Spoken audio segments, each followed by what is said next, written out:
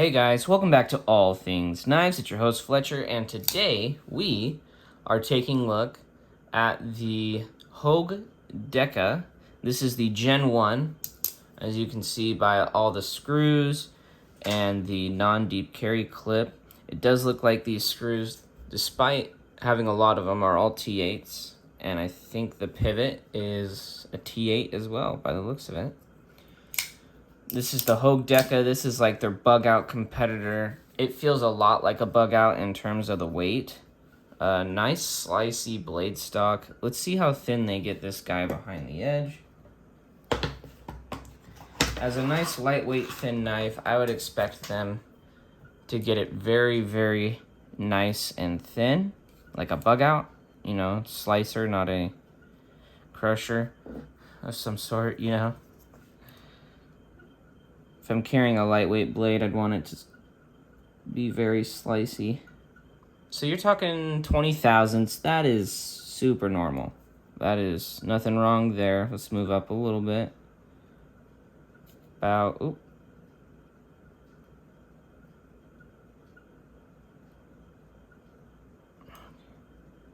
18.5. That's pretty good. Let's see near the tip on this belly here.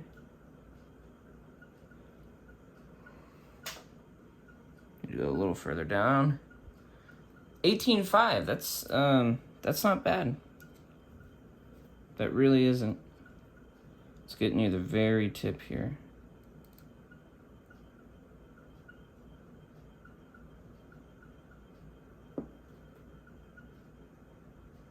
Around 30 thousandths on this tip. That's what the Ritter was at. It was 30 thousandths, so that must be normal geometry for their tips. I mean, it definitely means the tips aren't going to chip out on you, I can tell you that. So, I mean, this area here is going to be very slicey. It's actually around the same as my my bug out, although I think the bug out tips are a little thinner. I think they're around 25 thousandths. Any of the gripes I would have about this knife, I think have been addressed with the Gen 2, you know, less screws, okay, Gen 2, and I believe the deep carry clip is also the Gen 2. You know, but actually, I carried this in the pocket, and this clip actually isn't bad. It's just, in terms of ergonomics, a deep carry clip I find is a little better.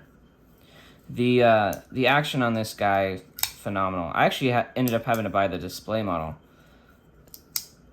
That's why I bought a Gen 1, is they were cheaper than they were online, and they were at a place near me. So I went and got that, and I figured, hey, what the heck? Go ahead and get a Gen 1 and see what all the fuss is about. I have heard great things about the Deka for a very long time, and finally I'm trying it out. One gripe I would have is the 20 CV steel, but they do make a Magna Cut one that you could easily blade swap, so my Magna Cut one is currently at Hogue for warranty because it came with a very, very burnt edge and tip, so much so that the tip just crumbled off of it. So we'll see what Hogue does with that. I hope they take care of it, but they told me to send it in. It's a nice stonewashing finish. This is going to be a great work knife, and the fact that the stonewash is going to hide a lot of those little scratches you get from using your knife. That's just some adhesive from the sticker, so if you bought one, it wouldn't look like that. The thumb studs are good. The placement of the thumb studs is good. Their able lock is very nice. The G10 is like grippy and kind of slick. You know, like it's the ergos though are fantastic. This locks it into your hand. That is a good design handle because that will stay in your hand. In terms of this jimping platform, I actually think it should go out just a tad more to like almost here. You know, like expand it just a little bit because of my thumb slips. I'm still on some jimping, but it kind of just, or maybe make that jimping just slightly closer together and more aggressive because it's almost kind of slick, the jimping on this guy. But the ergos are good, so that doesn't really concern me.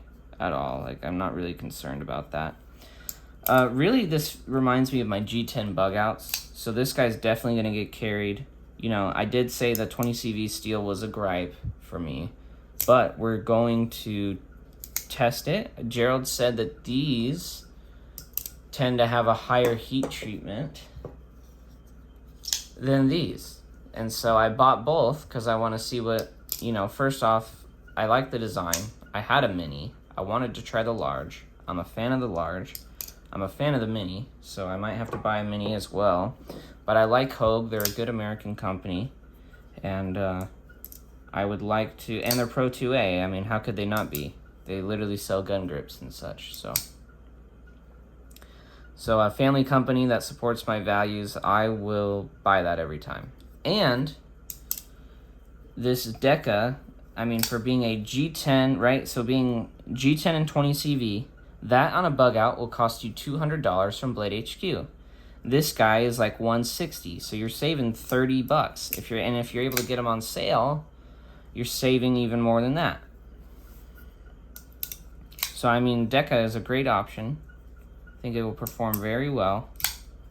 And I'm excited to see how the 20 CV does, because Gerald gave it high marks. And in terms of, compared to their other stuff, higher marks. Said that it was done better. If he had to, it's probably in the 60s range. So who knows? I just want to see how this guy does, because I'm not normally a fan of 20 CV if it's with a poor heat treatment. And I want to do a carry to see, you know, am I wrong, or will it perform better than I think it will?